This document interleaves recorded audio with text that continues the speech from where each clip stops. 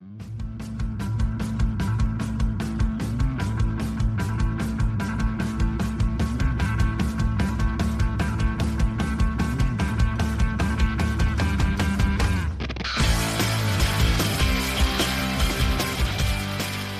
New Year, and thanks for downloading the first episode of 2025, and hopefully we can continue to bring interesting subjects to your ears. For all of you who listen, subscribe to social media, encourage what we're doing over the last year, a big thanks. I know it's a hugely competitive environment out there, and it still amazes me that people listen to the pod in an environment dominated by SF content and high-profile pods like The Rest is History, blah blah stable. It's genuinely appreciated. I'm always on the scrounge, so before we start this episode, it'd be great if you could rate the pod on Spotify or iTunes, or wherever you get your episodes from, as this helps me know how we're doing and brings it to the attention of potential listeners. You know the deal.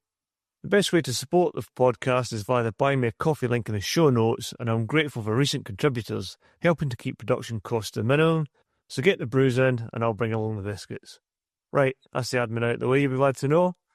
On Pod 70, we interviewed the author Andrew Long about his book, The Story of BRIXMIS and the Secret Cold War, Intelligence Gathering Operations Behind East Germany.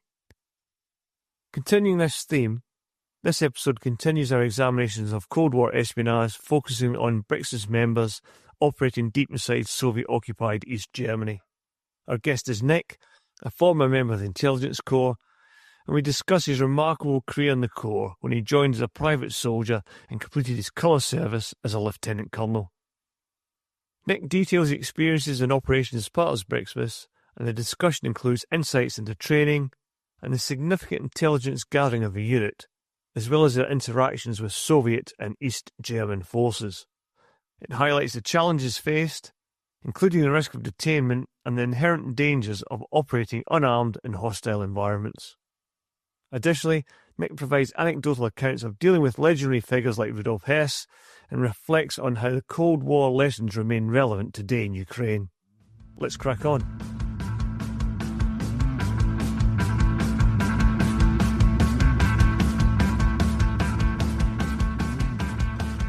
Welcome everyone, and thanks for downloading another episode of The Unconventional Soldier. In this episode, we continue exploring some of the key moments of the Cold War. So to help us further understand the BRIXMIS story, we're really fortunate to be joined by Nick. We've already chatted with Andrew Long, a Cold War historian and the author of The Story of BRIXMIS and the Secret Cold War. Andrew gave us a tremendous historical overview of BRIXMIS, but for this episode, Nick is able to provide the operator story. So Nick, welcome.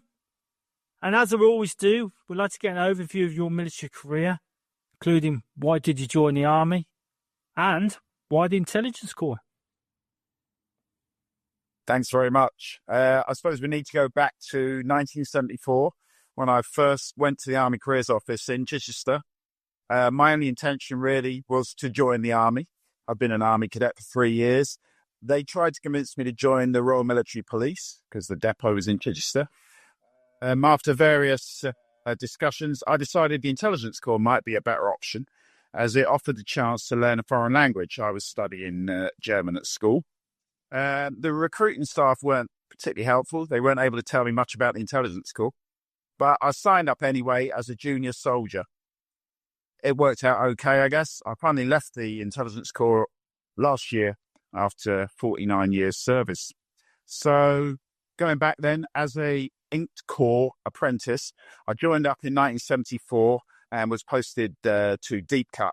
That was the REOC Apprentices College, and it's where the Intelligence Corps junior soldiers went between 1970 and 1979. At the end of my time at Deep Cut, and after training in Ashford, where we did our basic training and our trade training, I was then posted to the intelligence section at HQ 1BR Corps in Bielefeld in Germany. It was here I continued to develop my German, which I'd learned at school. And during that time, I was often deployed along the inner German border or sometimes up to Berlin on the Berlin military train. And this really got my interest going with regards to Berlin. After 2 years in Bielefeld, I did 2-year tour in West Belfast. And I was then posted to Berlin. where obviously I got a chance to use my German language skills. One of my roles there was to interview travellers who'd had problems travelling up the corridor. This often included both military and German civilian staff who worked for the British military. I also interviewed anyone who travelled to East Germany, the German Democratic Republic. This would be normally our German civilian staff who had relatives living in the East. We also conducted flag tours in East Berlin. So they were pretty much what it says on the tin, British military vehicles badged up with a British flag and travelling around East Berlin, operating essentially in a similar way to BRIXMIS, who operated in East Germany. So the flag tours restricted to the limits of East Berlin. They didn't stay out overnight, went out for the day, normally for a few hours, and then back to West Berlin to write up reports and develop any intelligence that they'd gathered. After I'd done 2 years with the Intelligence and Security Company in Berlin, I was selected for a long language course, which I thought would be German, but it ended up being Russian, and it was at the Army Language School in Beaconsfield. At the end of that course, I was promoted to sergeant, selected for a tour with BRIXMIS, where I was posted for the next 5 years as an interpreter, but also as a part-time tour NCO and a member of the intelligence section there, and something called the Spandau office, which I'll come back to later. I guess just to wrap up my career, I completed 3 further tours in security postings in Germany. I was then promoted to WO1 in 1994. I became the Intelligence Corps RSM at Ashford, which was the depot. And following that, I was then commissioned. I completed another couple of tours in Germany, where I used my language skills again. Also Northern Ireland. And latterly, I was the training major for our reserves. Prior to retirement, I was promoted to Lieutenant Colonel. I served at PGHQ. I suppose highlights during that time, I was awarded the MBE in 2002 in the Operational Honours List. But ultimately, I retired from the regular army in 2013 at the age of 55. I then spent the next 10 years as a RCMO for the Intelligence Corps Reserves, 3 in my battalion, based in London. And I finally retired last year. That's a hell of a career, that there. And I think something Kevin and I have discussed in previous podcasts and with different guests is people underestimate how the army can improve social mobility. We've got a couple of friends who joined as privates and made it to lieutenant colonel like you yourself did, Nick. But for civilians listening, that's a heck of a leap to make, to go from private all the way to lieutenant colonel. Few people make it, but that social mobility is definitely there. Oh, absolutely. And I would just go to say, as I mentioned there, the Intelligence Corps trialled really junior soldiers from 1970 to 1979. It wasn't hugely successful. The vast majority would leave either during their time as a junior soldier at Deep Cut or else fail to complete their training when they got to Ashford. So by 1979, it had really died a death. The majority of potential recruits to the Intelligence Corps were staying at school, doing A-levels. Of course, now we see the majority of school children going on to university. That was almost unheard of back then. But for me, yeah, it certainly proved a very good introduction to the army. And I guess that was it. I was fixed for life. And in fact, in my intake, there were 7 of us who were Intelligence Corps. We all completed training, and 4 of us went on to be lieutenant colonels. So proof in the pudding there, I guess. Absolutely, pretty good. What size was the Int Corps back then? Can you remember off the top of your head? Int Corps then was probably about 1,500.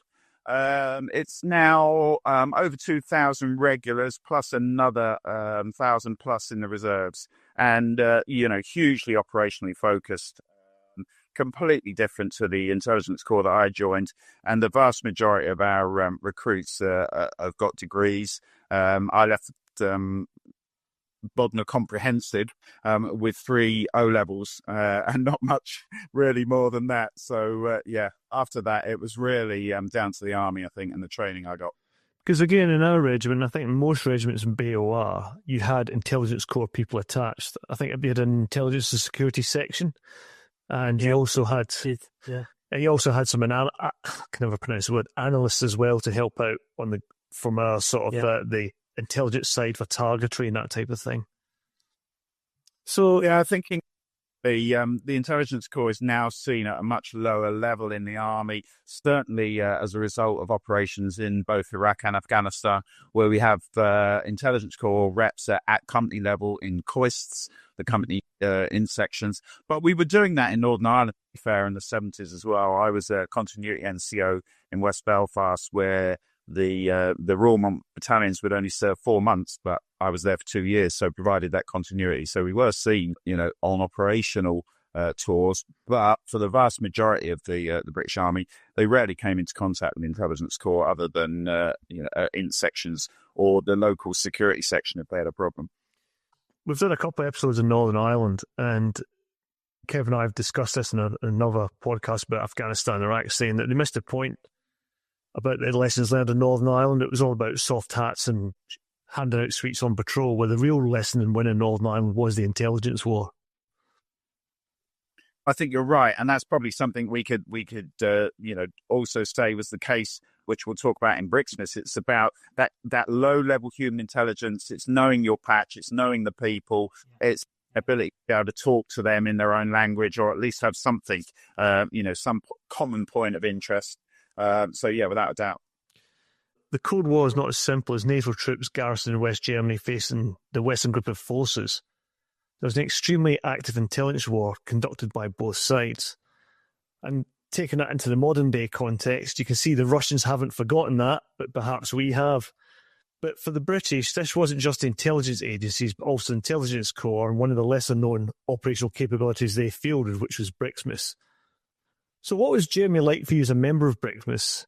And what was a typical, if that is a decent adjective for it, mission or task for the team? Yeah, I suppose the first thing to say is once an individual was selected for an assignment posting with BRIXMIS, you had to undergo formal training.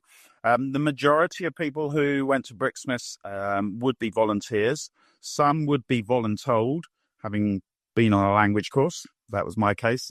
It wasn't something I'd considered until I was on the Russian course, and then obviously it made perfect sense. So once selected for service with BRIXMIS, you had to undergo training. Prior to 1970, and the mission was originally formed in 1946, so for many years, there was no formal training given to mission members at all before they joined the mission. So it was essentially on-the-job training, apart from the language training, which was only an option for officers historically. But in 1971, some selected tour officers attended the service attaché course at Ashford. So this would have been given to those members of the defence attachés sections in what was Warsaw Pact countries back then. It was then decided a dedicated course was necessary for all people who were going to serve with the mission. And it didn't matter whether you were going to be on tour in East Germany or not. This would ensure that all mission staff fully understood the role of the unit. They decided to run 3 courses a year, and those courses ran between 1973 and when the mission closed in 1990. The course was 4 weeks long. It included both American and French personnel who were going to join their missions, and they would attend the course as observers. This would give us the ability not only to mix with people who we might be working with in the future, but also to share touring techniques. So there were 3 main aspects to the training. The first 2 weeks of the course were entirely focused on equipment recognition, which for many people who were going to go to the mission probably was pretty rudimentary before they went on the course. It would also concentrate on the photography and touring techniques that you'd employ whilst operating in East Germany. So mainly classroom based for the first 2 weeks. And then there would be 2 weeks where you would actually practice touring against UK-based British and US military locations and training areas. So you can imagine we would be doing essentially what we might be doing in the future in East Germany, but we'd be training against targets on, for instance, Salisbury Plain or US air bases in East Anglia, British military depots, etc.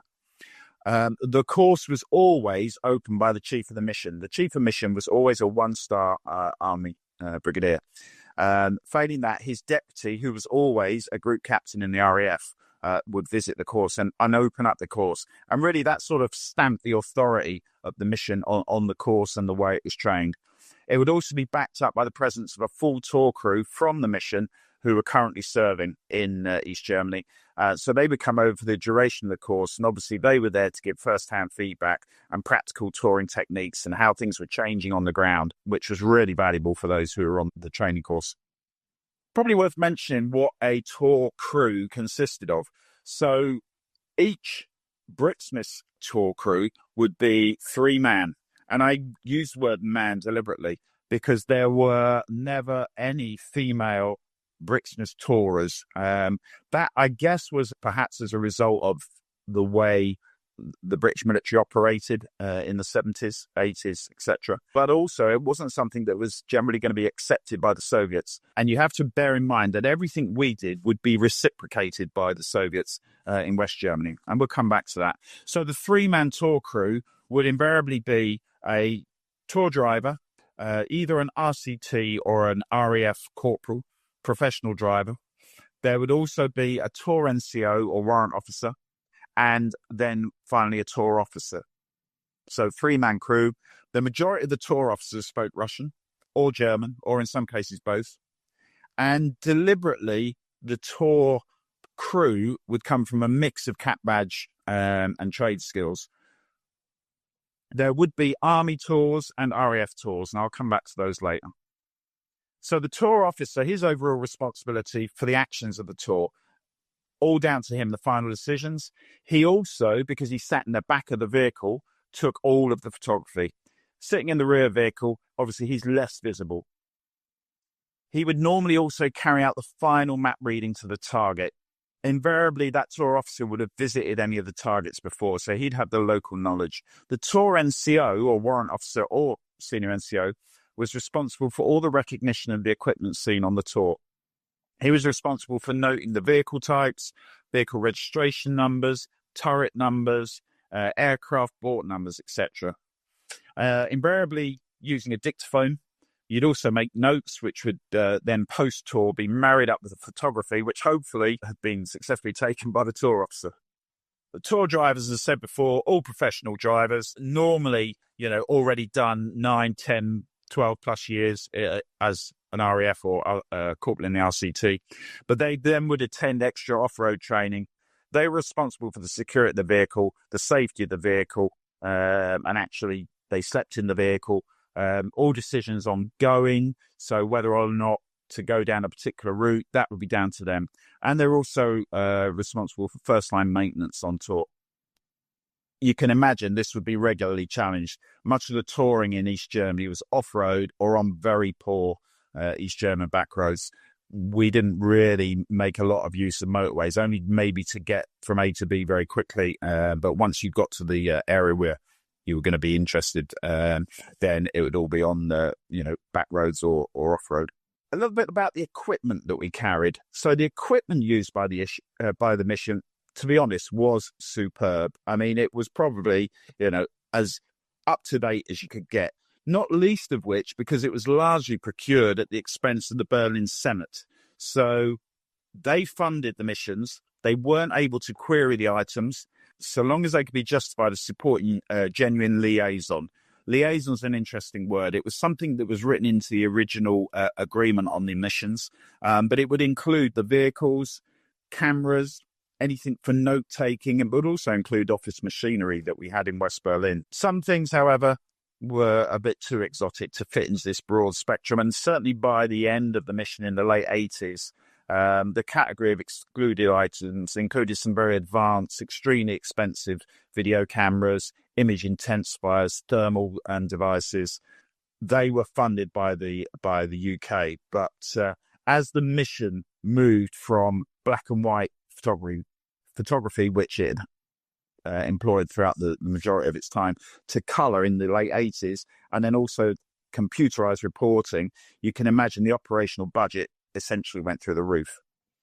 It was vital for us to have a good vehicle fleet to get around the poor road systems, but it was equally important for us to be able to record what we encountered, to satisfy the intelligence community's perfectly understandable obsession with technical developments, the Soviet and the East German orbit in East Germany. So to do this, each tour officer would have 4 Nikon cameras with him on tour, 3 of which had motor drives. We'd have a range of lenses up to 1,000mm, plus a doubler, so potentially 2,000mm lenses. Film often uprated to 6400 ASA. So for those who can remember black and white photography, it would allow you to be a lot more flexible. You could photograph in all conditions, even at night with really low lunar light. You could use image intensifiers as well. So we could get some outstanding results. Video also provided extremely flexible in low light. However, by the mid-1980s, the technology meant it was really bulky. It was just another holdall to cram into the vehicle. So it wasn't hugely popular. And consequently, whilst there's a lot of air video, so the air tours would be in static locations looking at air sites and obviously looking at takeoff and landings of aircraft, there wasn't so much ground video. A lot more difficult when you're being chased by a BMP to get the video going. So certainly the camera work tended to be the preferred option for the ground tours. So as I say, air tours, they tended to be static. They'd be focused on static radar locations or on aircraft coming into land. So the undercarriages could be covered in detail. You could see what the aircraft was carrying, any modifications to it. The ground tours were much more flexible. Consequently, they traveled light. The vehicles, cameras and other kit, they were excellent, but perhaps it was also a surprise to outsiders that the tours carried no comms kit. However, that was actually an advantage.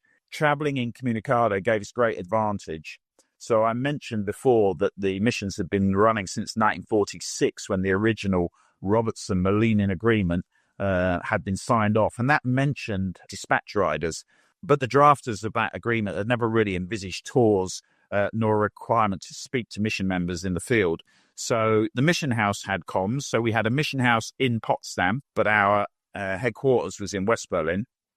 So we had comms between Potsdam and West Berlin, but we always assumed that this would be monitored by the Stasi and our Soviet hosts. The Soviets were responsible for providing the accommodation, and then we reciprocated with that in West Germany. And for those who have served in West Germany, the BRIXMIS compound, which was our equivalent, was based in Bunda, so near Herford in Germany. If you need to get in touch with anyone, how was you going to do it?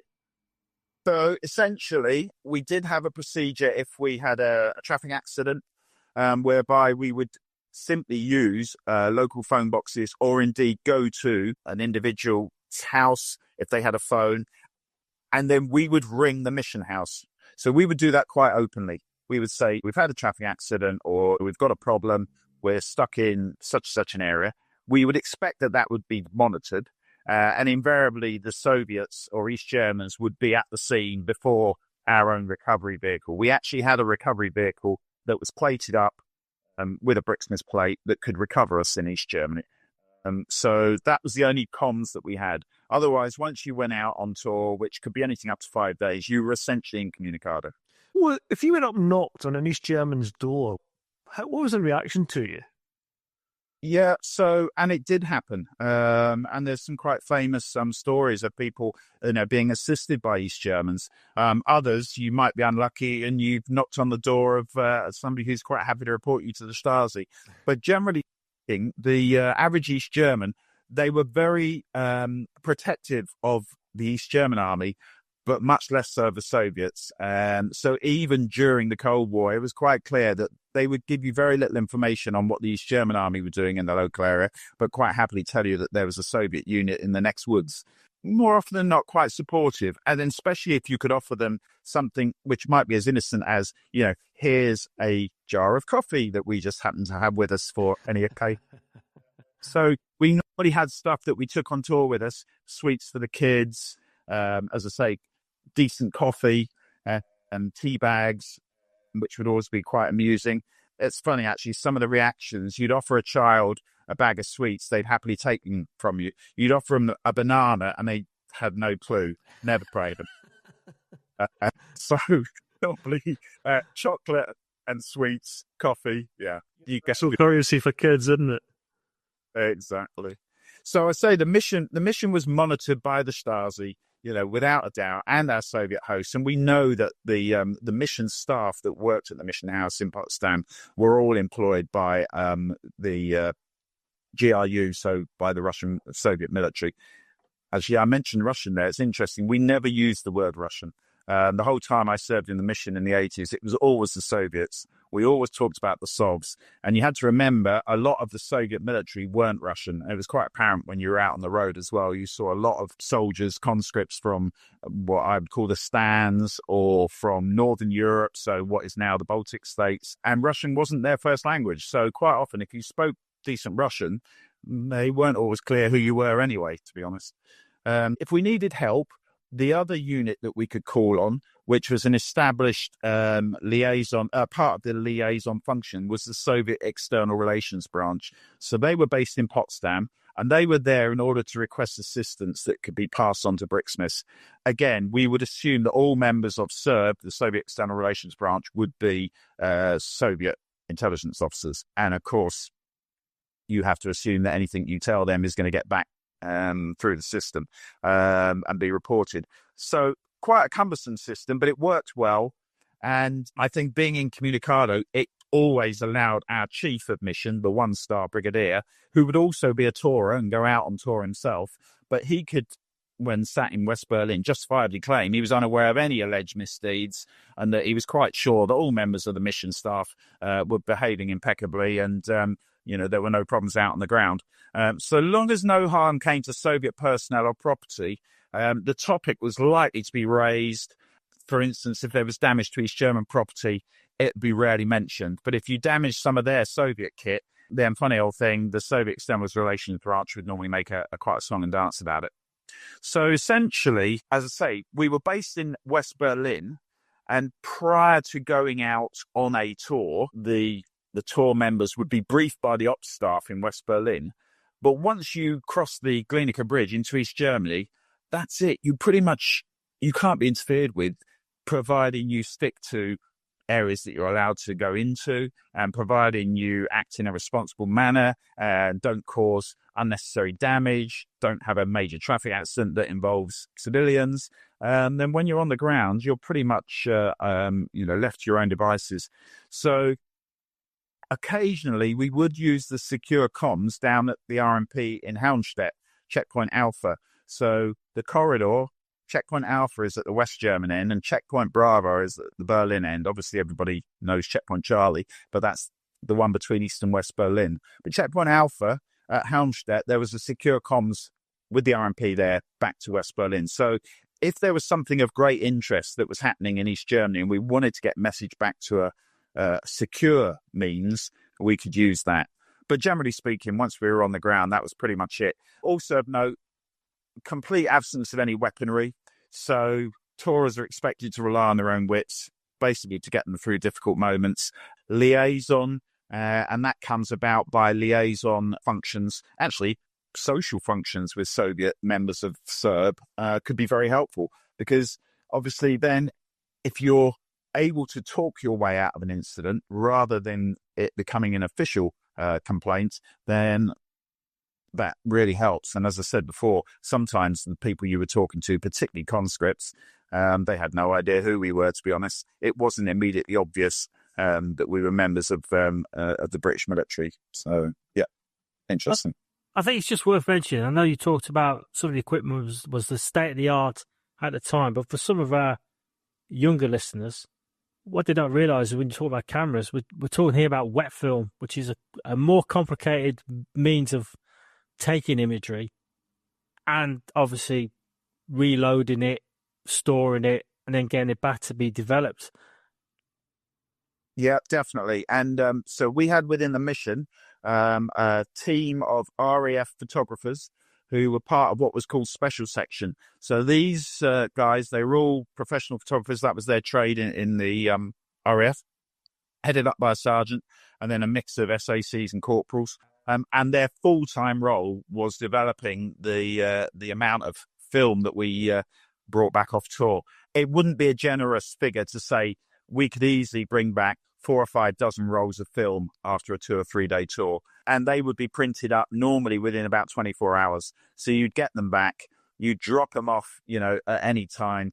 They were 24/7 ready to develop the film. And normally the next day you might still be recovering, but certainly the day after that, all the film, it's all been produced into hard copy, and then you can start, writing up reports. So yeah, really, really critical to have that capability. But black and white film gave you a lot more opportunity than color does. You could certainly get some very detailed photography, albeit in black and white. That's generally why most of the recognition training that certainly those who served in BAOR in the 70s and 80s, if you'd have seen any recognition slides or photographs in journals, the vast majority of them were taken by BRIXMIS or the American or French missions, and they were in black and white. Well, we used to get a lot of your imagery or a lot of your products, because when we're down at Lerf School, when we do specialist recognition, most of that was that sort of imagery that was being brought back from the 3 missions.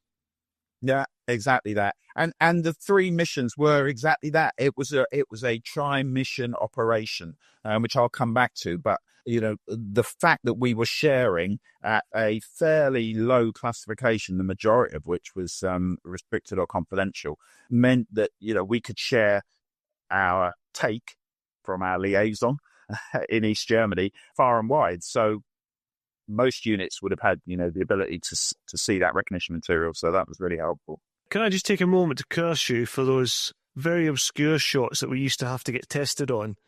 Things hidden behind a bush, just a rear part of a vehicle or a partner shot, tarp shot. So you're to blame. So I'm cursing you officially now.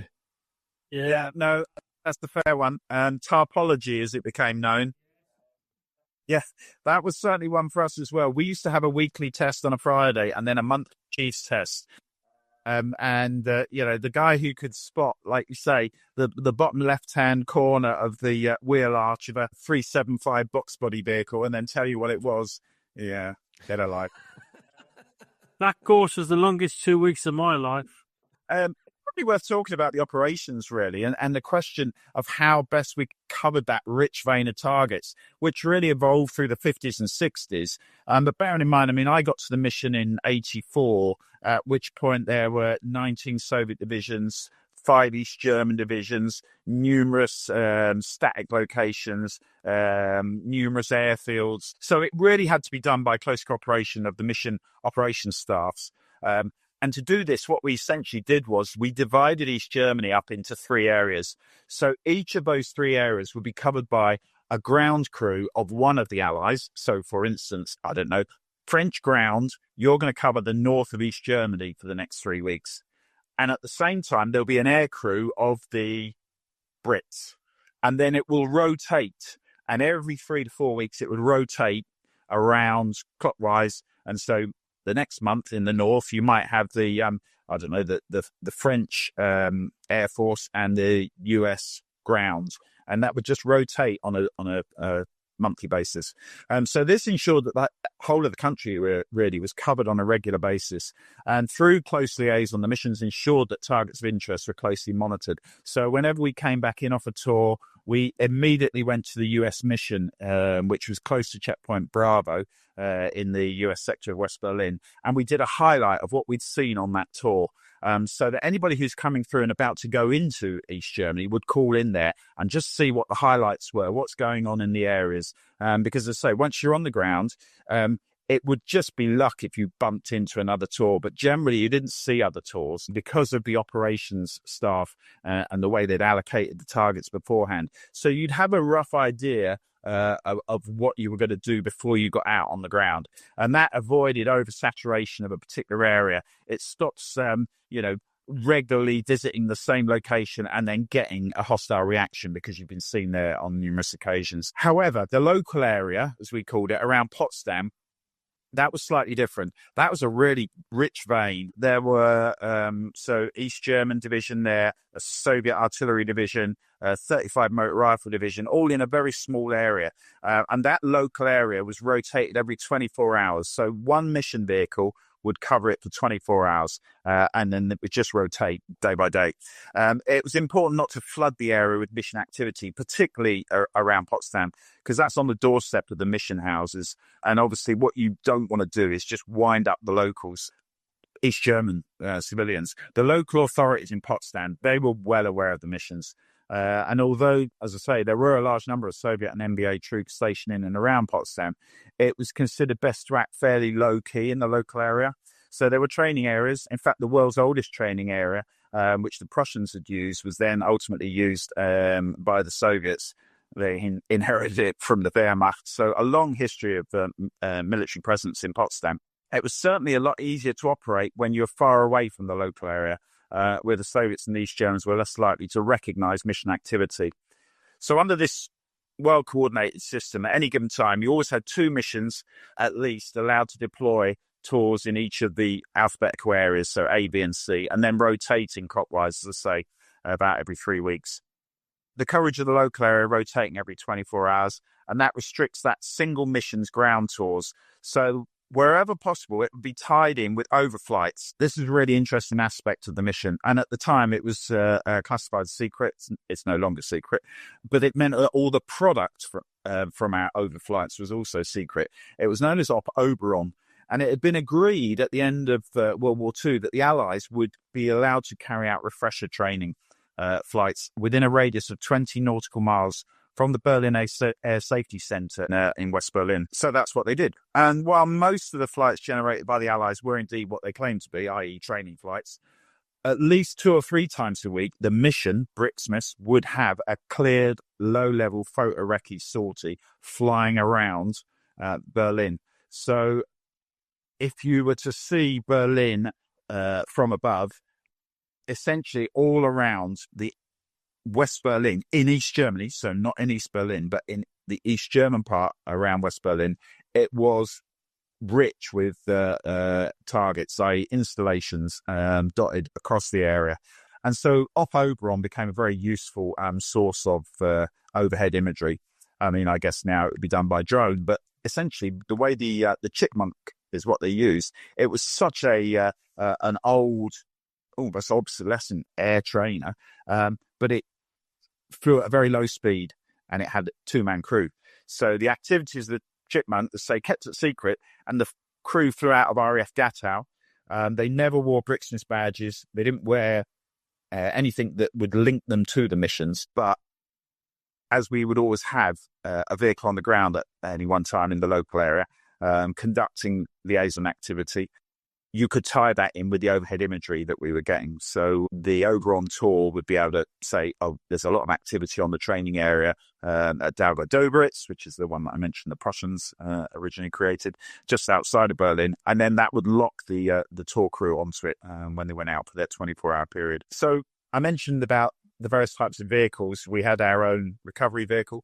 We also had a number of 4-wheel drive cars, which we used the Opel Senator in the 80s.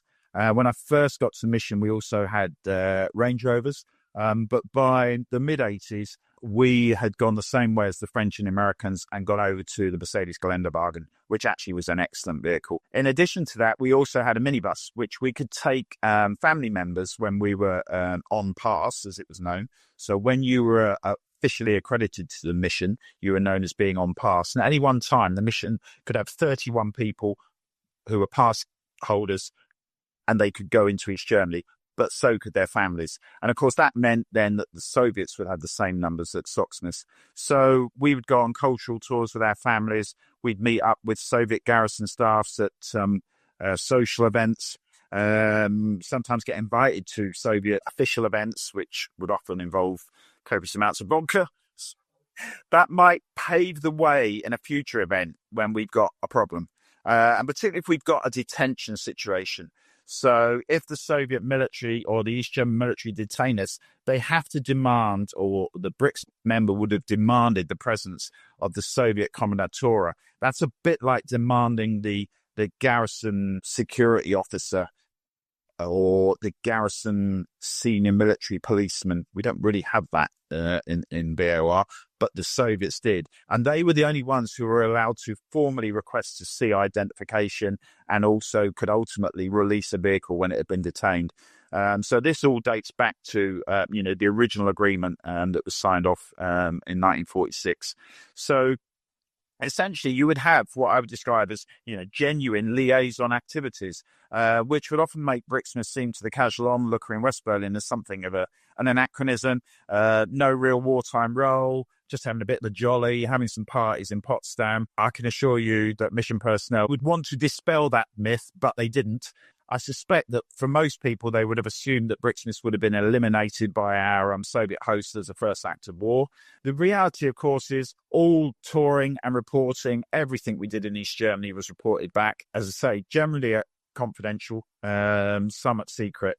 So those formal liaison tasks, they might appeal to some of the more alcoholic disposition, but operational touring, that was what it was really about. And certainly for most of us, that was our job of choice. I'd like to just talk about some of our successes, I suppose, because over that time, and as I say, the mission ran from 46 to 1990, you'd like to think there were a number of successful operations that the mission went on.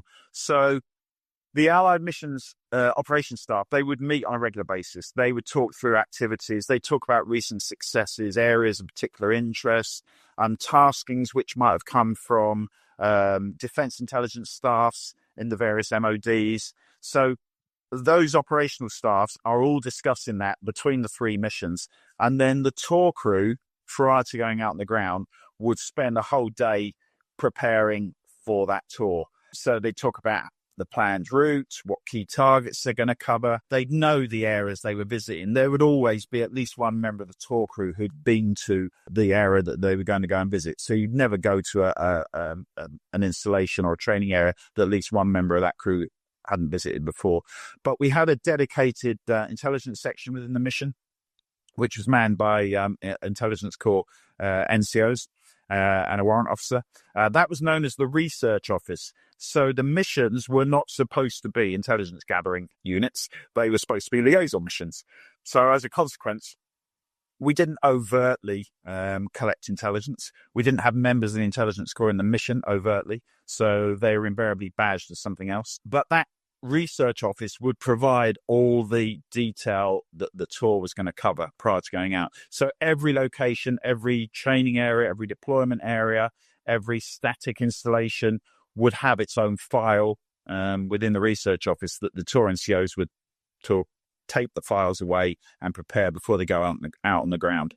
And obviously within it, it would then say what the specifics were that, we were interested in. So if, for instance, it was a new radar site, or if there'd been recent activity at a garrison rail sidings, the tour knew then what they might expect when they got there.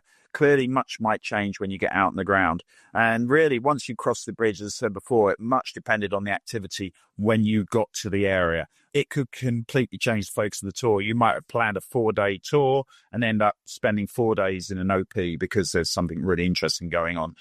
For instance, the new deployment of a new piece of kit, T-80, for instance. There was a lot of interest when T-80 came out. What type of gas turbine engine it had, how much detail could you get? So if you then happened upon a deployment of T-80 on a training area that was in an area you could get to, then clearly you're not going to give that up because I need to go and visit a static location that's going to be there anyway in the future. So you might just spend the whole tour on that one area of interest. So much has been written about, I guess, the value of the intelligence by the missions over the course of their 44 years. I've alluded to it already, really, but without doubt, that ability to get low-level, releasable intelligence was unsurpassed by the missions. The majority of it released it confidential, so it could be shared. I talked about Oberon, which was one of the secret operations. The other one that's worth mentioning is Operation Tomahawk. So this involved the exploitation of rubbish, which was discarded primarily by the Soviet forces. The East German forces, I have to say, very Prussian in their attitudes, and actually, when they were on the ground, behaved as professionally as I would like to think the British Army would in the field. The Soviets were their complete opposite. They were conscripts, they were a ragtag bunch. One of the key things to note, when the Soviets were in the field, they weren't issued with toilet paper. They would, on exercise, anything they get their hands on, which regularly included envelopes from back home. The reason that's of interest is those envelopes would all contain a unique field post number. So it's like a unit identifying number. And that would allow you then to identify which units were deployed out in the field. So then when you start to see the equipment that they've got and the number plates, the turret numbers, etc., you can then tie it to units. So that can be really helpful. So that was one of the things that Op Tomahawk focused on, particularly on the training areas. They also routinely visited the municipal rubbish dumps that were close to barrack locations. Again, as I say, the Soviets were very poor at their security. They would often discard information. Simply, they didn't have shredders, so if it didn't get burned, it was basically chucked out. And sometimes an attempt had been made to burn it. Other times, it was just chucked out with rubbish. So we would have a dedicated team in the mission back in West Berlin who would subsequently exploit any of the collected material.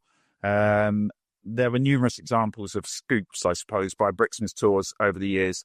During my time in the mission, these included the retrieval of an explosive reactive armor box from a deployment area. It had simply come off a vehicle as it had reversed back into a vehicle pit, pulled back out. The ERA box had fallen off.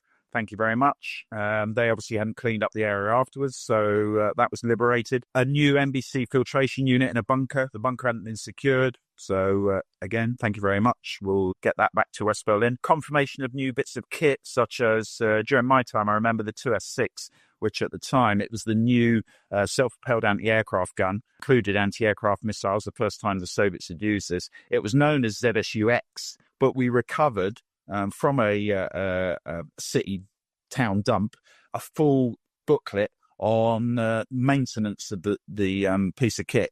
So I suspect what this would be a conscript who's got this new bit of kit, taken all his notes, comes to the end of his time, chucks his notebook out. Thank you very much. There's all the details on the 2S6. So yeah, that was Op Tomahawk. As I say, all of that got reported as secret, and it was kept to that level throughout the history of the mission.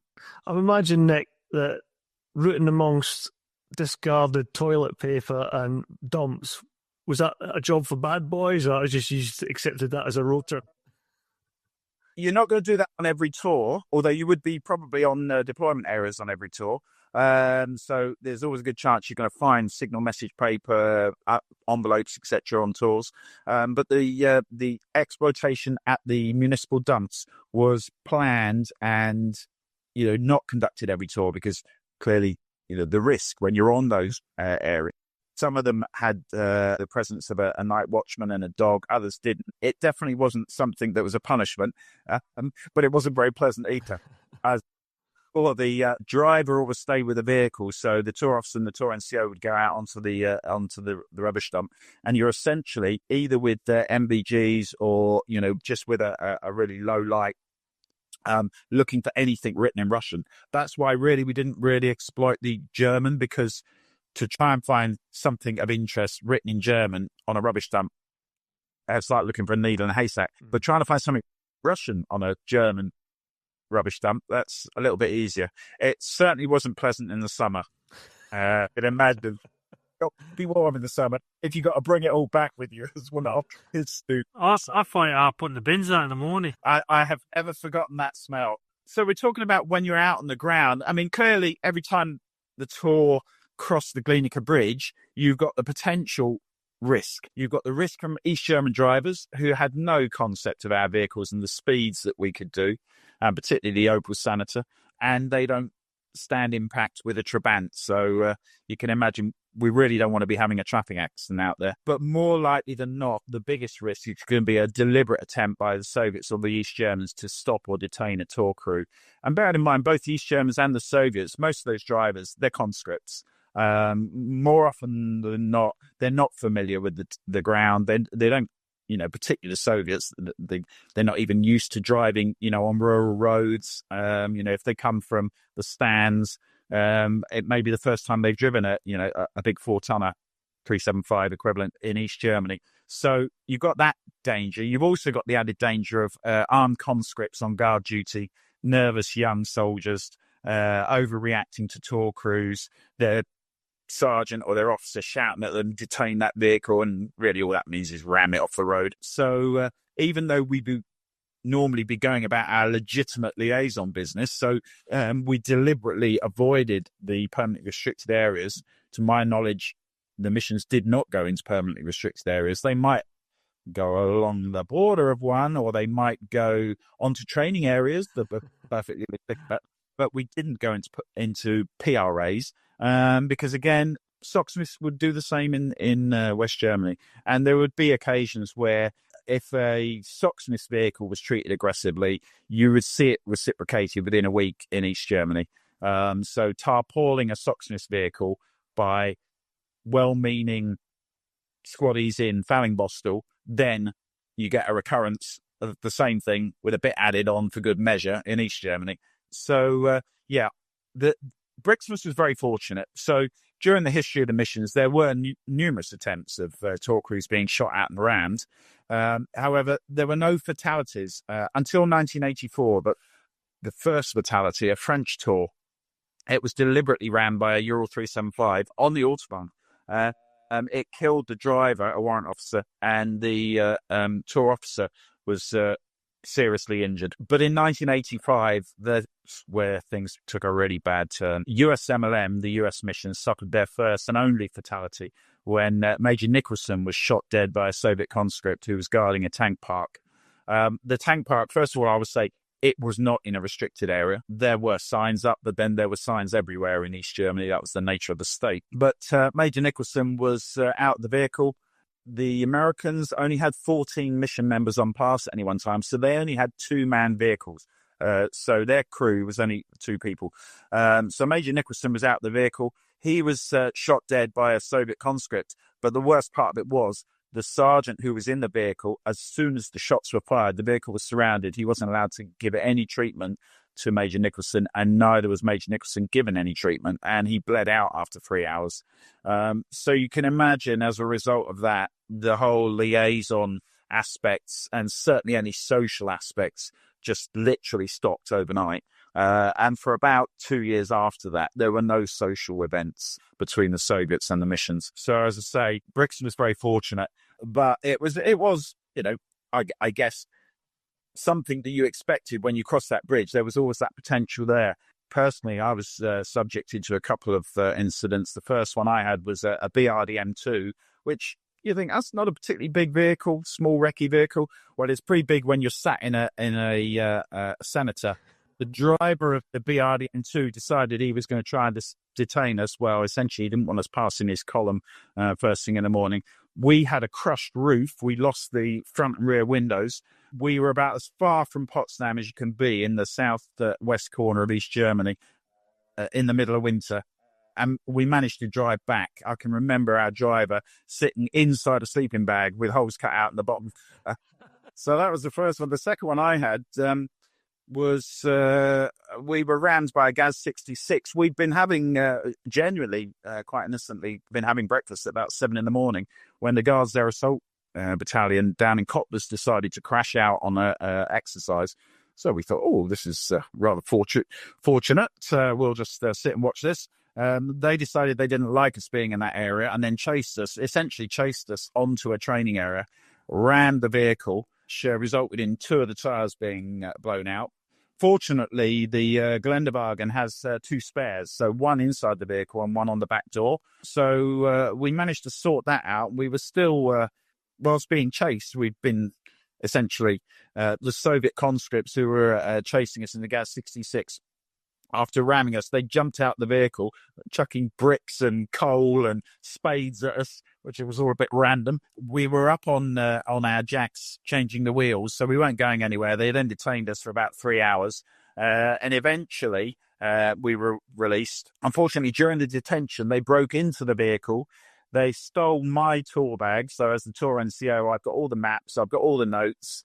I don't carry any of the camera, film, or anything like that, but that went. The Soviets later claimed that it was left behind in the chaos and they'd like to return it, minus my maps and all my notes. When you're being detained, were they trying to question you, that type of thing, or were they just ignoring you?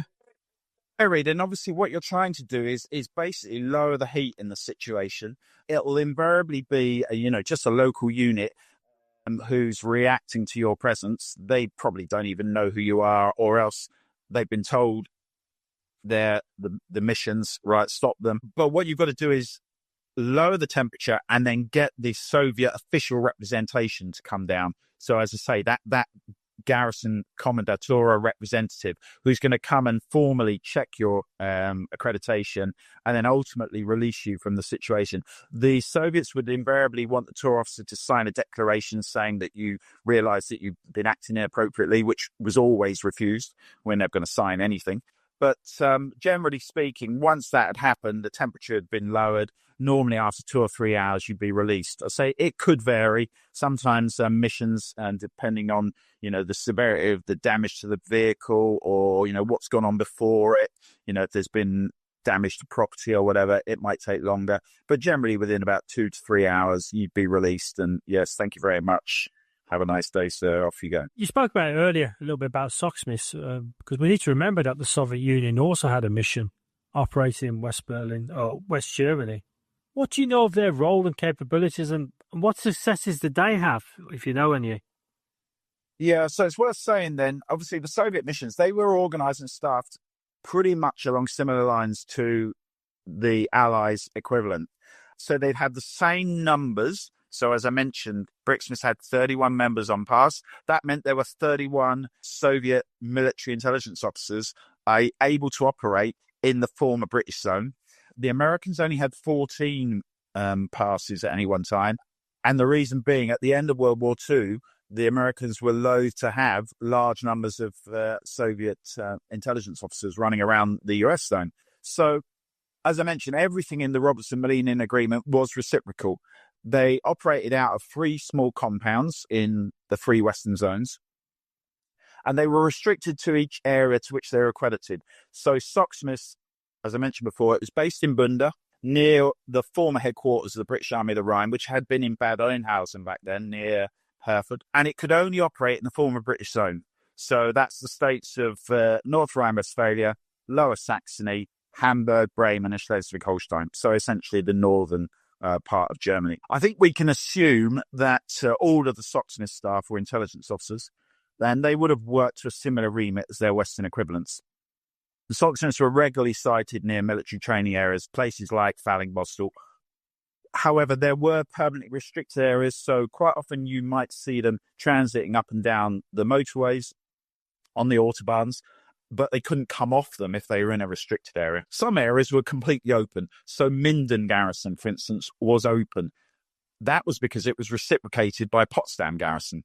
So if we put a temporary restriction on Minden, then the same thing would happen with Potsdam. So again, it was all reciprocal. So SOCMIS regularly sighted near military training areas, in the military garrisons. It had to be outside of a permanently restricted area. So for instance, Osnabrück Garrison or Sennelager, they would be in restricted areas. There's no way a SOCMIS vehicle is going to be seen in there. But it would be seen on the motorways near it. I'm sure most people remember the SOCMIS sighting cards. And in fact, the Soviets introduced a similar sightings card after the shooting of Major Nicholson. So prior to that, up until 1985, the Soviets had no way of knowing what they should do if they saw a SOCMIS vehicle, BRIXMIS vehicle. Whereas our soldiers in BOR, there was a procedure, and the SOCMIS sighting card, obviously explains to them what they should do. They could drive through areas of PRA if they stayed on the autobahns. But you may remember the RMP, in fact, it was 19 Support Platoon who were based in Bielefeld. They were known as the White Mice. White, large Opals, Opel Admirals, Opel Senators that would routinely monitor the activities and the sightings of the SOCMIS vehicles. And they would be the ones who were allowed to formally release SOCMIS vehicles. So if a unit, British Army unit, for instance, detained a vehicle, they would have to call for the White Mice RMP to come and release that vehicle in the same way that the Soviets would do for us in East Germany. Because our unit did a stay-behind role and the importance that we've already alluded to about recognition, then we practiced, like yourselves, every day, tested at it, and we also were fortunate enough to be able to send a couple of guys up to BRIXMIS to do a few months-long attachment. And I was lucky to go up for about 2 weeks, and I was taken across into the east in a mission car to get to see what the teams did firsthand, and that was quite memorable for me as a young soldier going across and seeing, going into East Berlin, seeing the battle damage still there, how the everyday people lived, which was a complete contrast to this bright shining beacon of Western capitalism in the West. Then you going across to the East, and you might see a shop window that appears full, but if you go up to it close, it will have the same, for example, maybe a load of tins of the same contents on display, but from a distance it looks quite full. That helped improve our lads' situational awareness, and they brought back the skills and knowledge which would have been invaluable in our role. And as Ken's already alluded to, we got a lot of the photographic materials as well. But outside what you've already discussed then, and your other roles such as interpreter, what other experiences did you gain during the Cold War? Yeah, so it's interesting. I alluded to it earlier. I'd hoped to do a long German course. I spoke a bit of German already. I thought that'd be quite easy. However, I took my language aptitude test and scored quite high. So I was then voluntold for the Russian course at Beaconsfield. On completion of the 18-month-long Russian course, and it was long, initially I was posted to BRIXMIS as the member of the research office. So in other words, the intelligence section. We weren't an intelligence gathering unit. So I worked in there. We had a captain who was a late entry intelligence corps captain, a staff sergeant, and a sergeant. We were all badged RCT. I'm not sure who I was fooling. I was a 4-year-old RCT sergeant. I knew nothing about vehicles, but I could speak Russian and German. Anyway, that was all part of the game. The Soviets were equally complicit. My opposite number was a GRU officer. He was in his mid-20s, clearly straight out of university, spoke fluent English. He looked like a student out of university. He certainly didn't look like a motor rifle senior lieutenant, so definitely not an infantryman. That's what he was badged as. So the mission itself had, at the time I was there, 15 intelligence corps members. By the time I left in the spring of 1989, so quite heavy on the intelligence side. These included tour officers. So the senior tour officer, who was a major, was always intelligence corps, badged REOC when I was there. We had warrant officers and NCOs in the intersection. We also had a weapons office.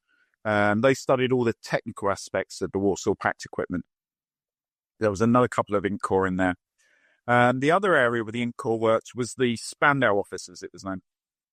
This name was given to the Russian and German interpreters who worked at Spandau prison. This had been a mission responsibility, i.e. to provide interpreters at the prison since the early 1970s. The Spandau office was manned by a late entry captain, 2 senior NCOs. All of them spoke Russian and German. And they were also supported by an Inc Corps junior NCO. So the Spandau office provided interpreters for the prison, really for the prison governor. So the British prison governor had his own dedicated interpreter whenever he attended any meetings. And that's provided by members of the Spandau office who were BRIXMIS. However, their main role was Op Tomahawk, which you remember I talked about before, the exploitation of Russian documents. I worked in that office for 4 years, and it was a really interesting role. I'd have to say, I routinely went to the prison to interpret for prisoner number 7, as he was called. We were never allowed to use his name. Rudolf Hess actually had been the only prisoner in the prison since the mid-70s. And whilst I was there, I was a part-time tour NCO, but I was also Spandau prison interpreter. You actually were in the physical presence of Rudolf Hess? I was. The first time I met Rudolf Hess, he was laid in front of me wearing nothing but a truss. Hardly the master race. No. So he had a monthly medical meeting. And then every 3 months, all of the COs of the various military hospitals would essentially come along to the medical meeting and poke and prod and be told how prisoner number 7 was doing.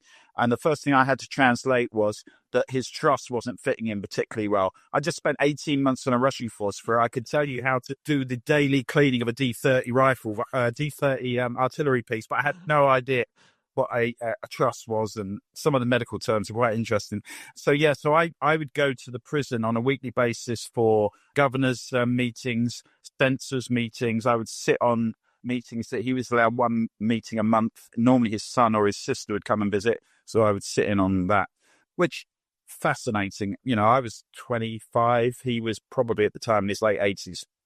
He had dementia, but he could talk quite clearly about anything that happens, back in the 30s and 40s. He couldn't remember what he did yesterday, but I guess that's not unusual with dementia. But it was interesting that essentially his life was censored, but he was very cosseted. So he wasn't allowed to watch any TV or read anything in the newspapers about World War II and the Nazi period. But he could see all about, for instance, glasnost and perestroika happening. So he knew things were happening, in the modern day. He ultimately committed suicide in 1987. But I genuinely believe if he'd ever been released, he wouldn't have lasted long because he had such a cosseted lifestyle.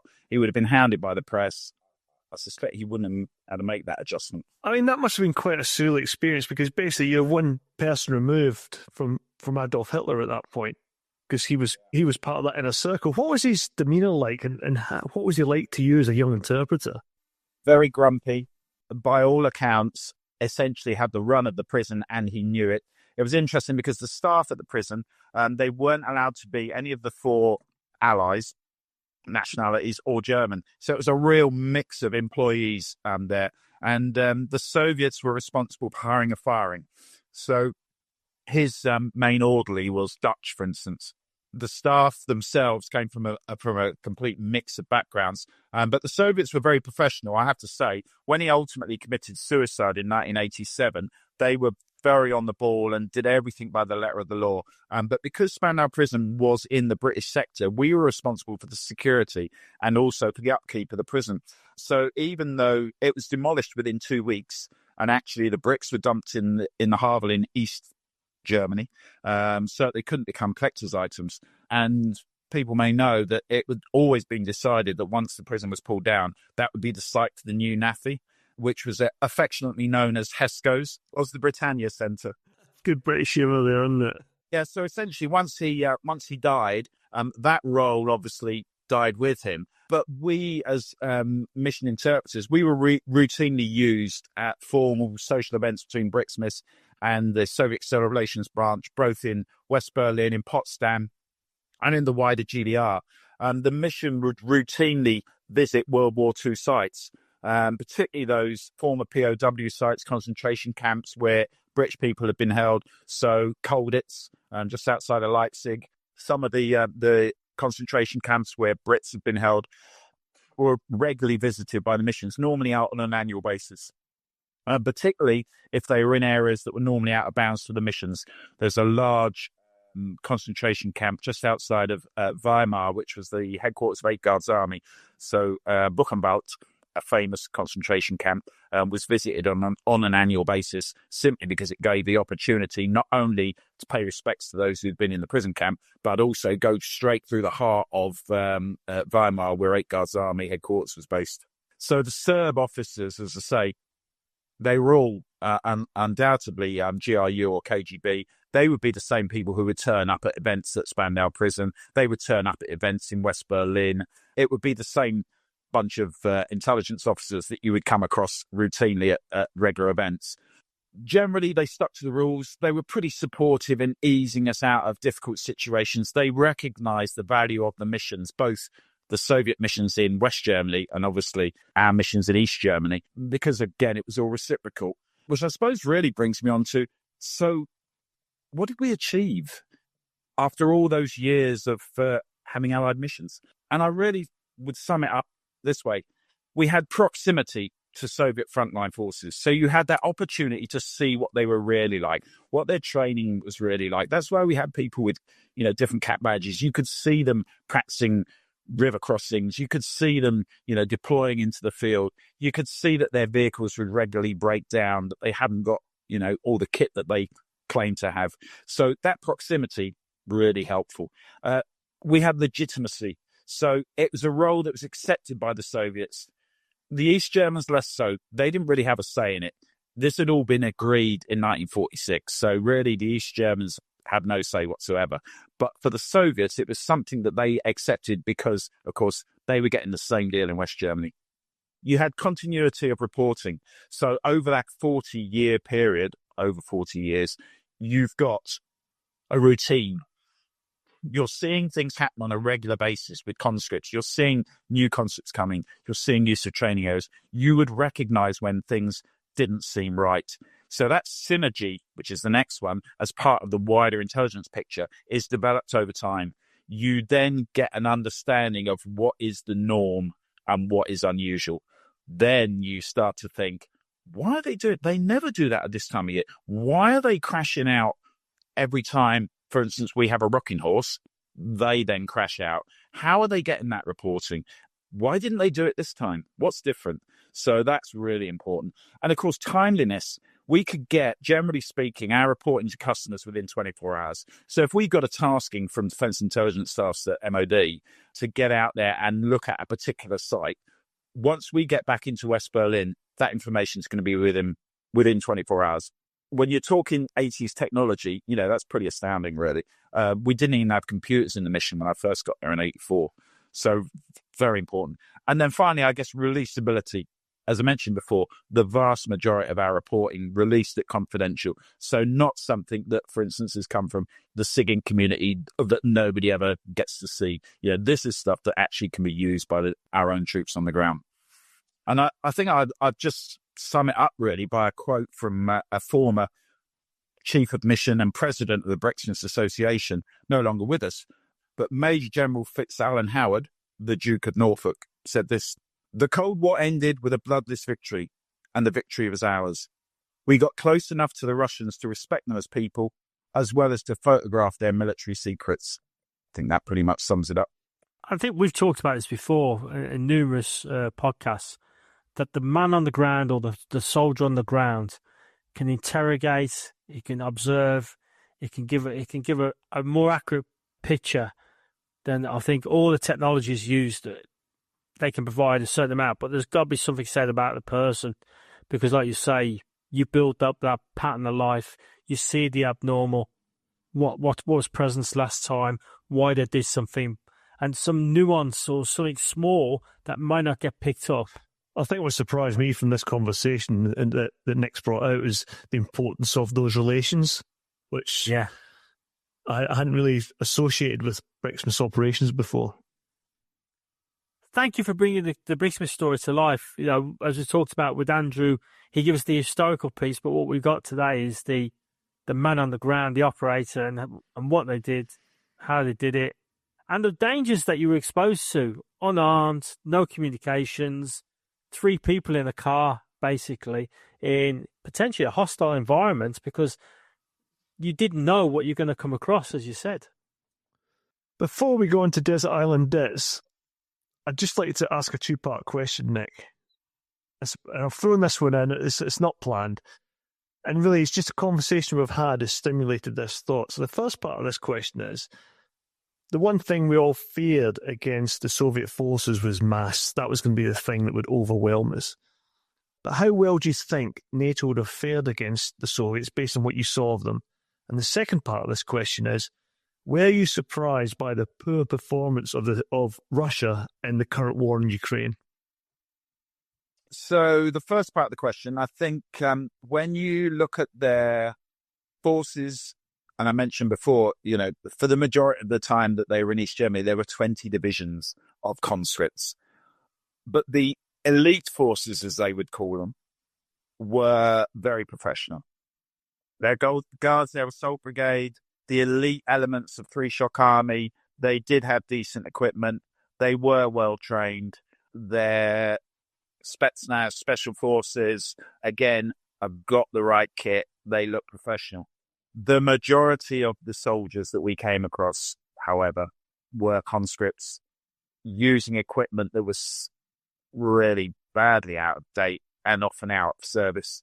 It was not unusual to see the battalion crash out and 50% of the vehicles, they couldn't get them off the train on the sidings, or they essentially broke down, in convoys. They would have struggled, but they had mass, without a doubt. And mass, as we often worried about, in VAR, when you're facing Three Shock Army and they've got a 40 tank in a battalion, coming to you at mass, that's going to be a problem. The big question would have been, could they rely on the East Germans? I don't think they really needed to, because they had 5 divisions, the East Germans. The Soviets had 20 divisions. Was I surprised? The second part of your question, Again, I think, it's very difficult to say with the situation currently in Ukraine. Obviously, the equipment's moved on, although, interestingly, I do see a lot of the old equipment still. Certainly, both the Ukrainians and the Russians are using kit that wouldn't have been unusual in East Germany in the late 80s. They are very reliant still on the mass of numbers that they got, notwithstanding the fact that they've got 10,000 North Koreans to help them now, apparently. But I'm not surprised that an army, in this case, the Ukrainian army, with its capabilities, its own integral capabilities and its supported capabilities from outside of the Ukraine, was able to push them back. It will be very interesting to see where it goes in the future. People have asked me, could you see a situation where something like the missions could be used in Ukraine? And of course, there have been OSCE working, in Ukraine since 2014. But again, you have to go back to the what's in it for both sides to allow that to happen. So I suspect that we will not see the likes of BRIXMIS and SOXMIS again in the future. And as always, we're going to finish off with Desert Island Debts, which is the guest's favourite book, film and luxury item. So what have you picked for us this week?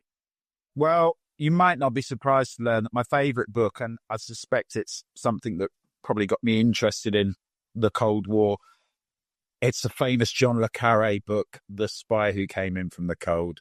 I read that as a teenager, knowing nothing really about the history of the Berlin Wall and operating inside the Iron Curtain. And at the end of it, fascinated. So that's my book. I got to say, the film with Richard Burton is a very close, absolute close copy to the book. And again, very dark, absolutely fantastic. Great film. And it's just been, for the first time ever, done on the stage, which I went to watch, actually, a couple of months ago at the Chichester Festival Theatre. So watch out. If it goes national or onto the West End, it was excellent. The person who's wrote that adaptation for the stage must be a very skillful writer, because that's a complicated book to get onto the stage, I'd imagine. Yeah. Yeah, it's very clever how they've done it. So, yeah, I heartily recommend it if it does go onto the West End. My film would be Pulp Fiction. I loved the whole concept. As a director, he's fantastic. I watched it the first time in German with the English subtitles, which was quite bizarre. How the German sexy humour translates. And luxury item? And my luxury item, what I wouldn't have given when I have sat on some of those rail watches in the 80s to have had an iPod. Just something to while away the hours would have been great. So my luxury item would definitely be an iPod. Yeah. I think what would be amazing today is to take someone from this generation, put them into that scenario where they haven't got a mobile phone.